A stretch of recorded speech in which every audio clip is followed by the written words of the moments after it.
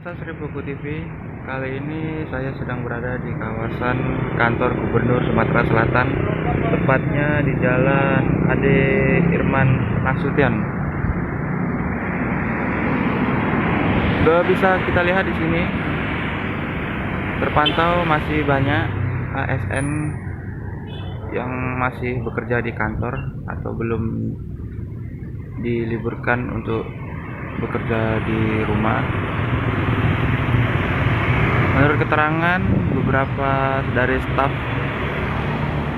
sempat saya wawancara tadi, katanya belum ada instruksi langsung dari para pimpinan di kantor masing-masing atau di kantor dinas masing-masing. Kali ini kita akan coba berbincang lagi dengan para staf-staf yang berada di beberapa dinas terkait. Di sini ada Kementerian Agama. Baik, coba kita akan masuk dan berbincang sedikit mengenai himbauan yang oleh Pemprov Sumatera Selatan. Seperti yang teman-teman lihat, pemirsa, masih banyak ASN yang bekerja di kantor karena belum ada instruksi langsung. Dan untuk keterangannya nanti kita akan coba berbincang dengan Humas.